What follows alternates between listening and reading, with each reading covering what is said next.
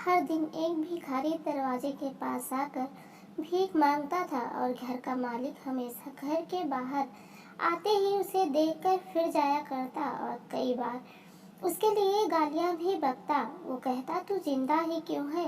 पूरी जिंदगी ऐसे ही भीख मांगेगा क्या? धरती का बोझ क्यों बना बैठा है? और कभी कभी उस भिखारी को गुस्से में वह धक्का भी मार दिया करता था। इतना कुछ हो जाने के बावजूद भिखारी के मुंह से सिर्फ यही निकलता कि भगवान तुम्हारे पापों को माफ करे। एक बार सेठ को धंधे में बड़ा नुकसान होने की खबर मिली। सेठ बहुत परेशान था कि तभी उसके दरवाजे पर वही भिखारी आया। गुस्से में अपना आपा खोते हुए सेठ ने उस भिखारी को पत्थर दे मारा। पत्थर लगने के कारण भिखारी का सर फूट गया और उसके सर से खून बहने लगा। फिर भी दर्द से कराहते हुए भिखारी ने इतना ही कहा, भगवान तुम्हारे पाप को माफ करे। भिखारी वहां से चला गया। सेठ सोच में पड़ गए। भिखारी को पत्थर मारा, फिर भी उसने सिर्फ प्रार्थना की। सेठ का गुस्सा शांत हुआ, शेर का मन शांत हुआ।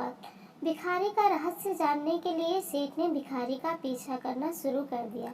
भिखारी जहाँ जहाँ जाता सेठ उसके पीछे जाता। सेठ ने देखा कि कोई उसको खाना देता, कोई उसको मारता, कोई अपमानित करता तो कोई गाली देता। लोग भिखारी के साथ चाहे जैसा व्यवहार करते, लेकिन भिखारी सबके लिए एक ही प्रार्थना करता, भगवान तुम्हारे पाप माफ करे। अब रात होने को आई थी। भिखारी अपने घर जाने के लिए लौटा। वो अपने घर पहुंच गया, लेकिन सेठ अब भी उसका पीछा कर ही रहा था।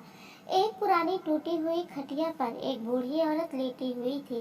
काफी कमजोर और बीमार लग रही थी। वह भिखारी की पत्नी थी। अपने पति को वापस आता देख वह खाट से उठ खड़ी हुई। पत्नी ने अपने पति के भीख वाले कटोरे में देखा, उसमें सिर्फ आधी बासी रोटी थी। उसे देखकर वह बोली, आज बस इतना ही मिला, और हाँ, आपके सिर से खून निकल रहा है, ये चोट कैसे लगी? बूढ़ा भिखारी बोला, आज बस इतना ही मिला, किसी ने कुछ दिया ही नहीं। सबने गालियां दी और एक नए पत्थर भी फेंकना, इसलिए मेरा सर फट गया।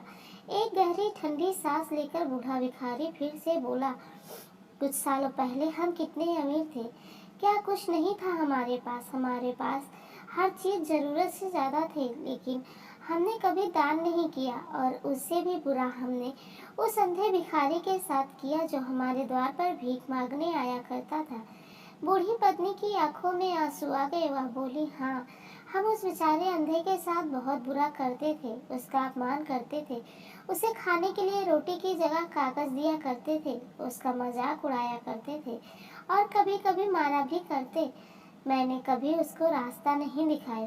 एक बार मैंने उसके मुंह पर मिट्टी भी फेंकी थी और वह हमेशा दुखी होकर यही कहता कि भगवान तुम्हें तुम्हारे किए की सजा देगा, भगवान तुम्हारे पापों की सजा जरूर देगा। उसका श्राप सच हुआ और हम इस दुख भरी जिंदगी में आ गए। भिखारी बोला, हाँ, उसका श्राप सच हुआ, इसलिए मैं किसी को बददुआ नहीं देता। चाहे कोई मेरे साथ कैसा भी बर्ताव करे, मैं हमेशा उसके लिए प्रार्थना करता हूँ। मैं नहीं चाहता कि कोई भी हमारे जैसे जिंदगी का अनुभव करे, किसी को भी हमारे जैसे दुखों का सामना करना पड़े। वो नहीं जानते कि वह कितना बड़ा पाप कर रहे हैं, इसलिए अनजाने में हुए पापों की ऐसी सजा किसी को भी न मिलने मैं नहीं चाहता। सेठ वहीं पर छुपकर यह सारी बातें सुन रहा था। अब उसे सब कुछ समझ में आ गया था। भिखारी और उसकी पत्नी ने वह आधी रोटी मिल बांट कर खाए और भगवान को धन्यवाद बोलकर सो गए। अगले दिन बड़ा भिखारी फिर से भीख मांगने गया। सेठ के घर के पास जाते ही सेठ ने पहले से गर्म रोटी उसके लिए निकाल कर रखी थी। उसे देते हुए सेठ विनम्रता से बोला, माफ कर दीजिए बाबा, मुझसे बहुत बड़ी गलती हो गई। बूढ़ा भिखारी बोला, भगवान तेरा भला करे। इतना कहकर वह आगे निकल गया। इस कहानी से जो सीख लेने लायक है वह बड़ी ही सिंपल है कि आदमी चाहे किसी के बारे में बुरा कहे या भला करे, लेकिन भगवान सिर्फ कर्म के हिसाब से उसको फल देता है। क्या हुआ अगर भगवान नहीं दिखता, लेकिन यह बात बिल्कुल सच है, उसके खाते में सबका हिसाब बहुत बहुत पक्का होता है। इसलिए जब किसी के लिए कुछ भी करो तो अच्छा ही करो। कहानी अच्छी लगी हो तो प्लीज़ लाइक शेयर सब्सक्राइब करना ना भूलें।